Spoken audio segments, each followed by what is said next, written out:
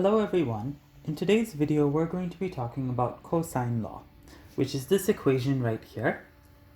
So cosine law is a squared is equal to b squared plus c squared minus 2bc cos a. A, b, and c are referring to the three side lengths of the triangle, and angle A here is referring to the angle that is opposite from side length A. So when can you use cosine law? Well, you can use it for any triangle as long as you either have three side lengths, or if you have side, angle, side, which means two side lengths and the angle that's between them. So let's look at some practice problems that meet those requirements. This problem is asking us to solve for the indicated measure, to round to one decimal place, and to use the most efficient method. So let's start off with this triangle here, triangle ABC. Now for this triangle, let's start off by measuring our side lengths. Side length A is the one that's opposite from angle A, so that's the one right over here. Side length B is the one opposite from angle B, so this is side length B. And then side length C is opposite from angle C. And we can see that we actually have the values for all three of these side lengths, which means if we go back to our requirements for using cosine law, that we have met them. We have three side lengths and we're able to use the law. Now the angle that we're looking for is angle A. So let's go into our calculator and start putting in the values that we know so that we can solve for angle A. We already know side lengths ABC, so I'm going to input their values here. Side length A is 27, B is 19, and C is 23. So I'll have 27 squared is equal to 19 squared plus 23 squared minus 2 times 19 times 23, all multiplied by cos of angle A, which we don't know. So this is what we're solving for. So I'll just go ahead and continue to simplify all of this. 27 squared, let's see what that's equal to. That gives me 729. 19 squared gives me 361.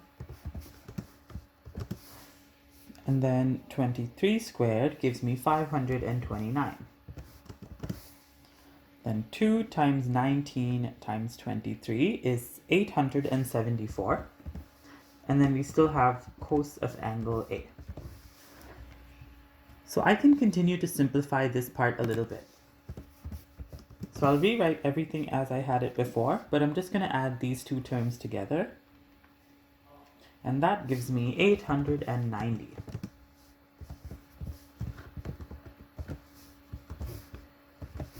So what I can do now is I can subtract 890 from both sides, which gives me a negative 161 on the left, and just negative 874 cos A on the right side. Next, I can divide both sides by negative 874. So on this side, I'm left with 7 over 38. And then on the right side, I just have cos of angle A. Oops. Now to solve for angle A, I have to take the inverse cos of this over here.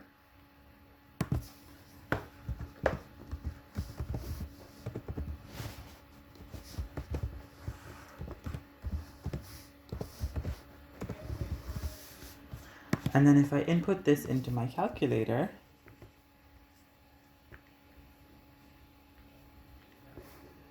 I get 79.4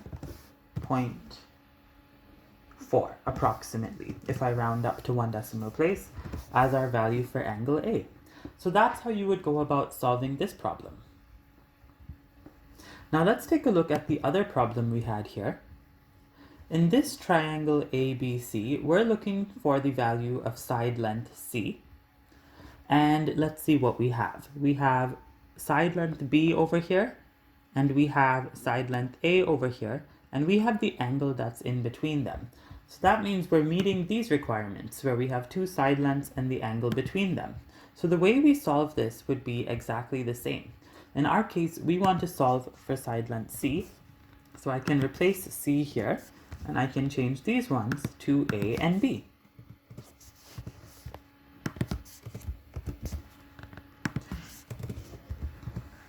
The letters don't really make a difference as long as you put them in the right order.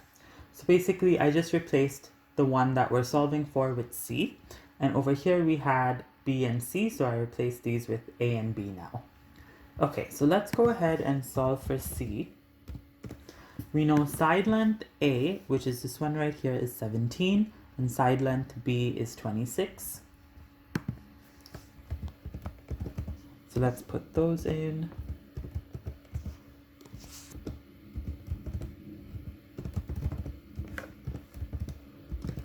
And then angle C, which is this one over here, is 124 degrees.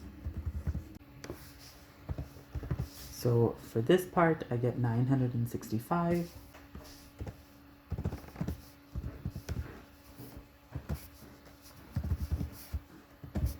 And for this part, I get 884. So I'll just keep simplifying here. So I get 1459.3265.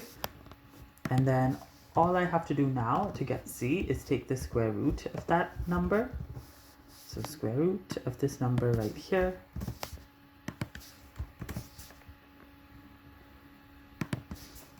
And for my final value for C, I get approximately 38.2 after rounding to one decimal place.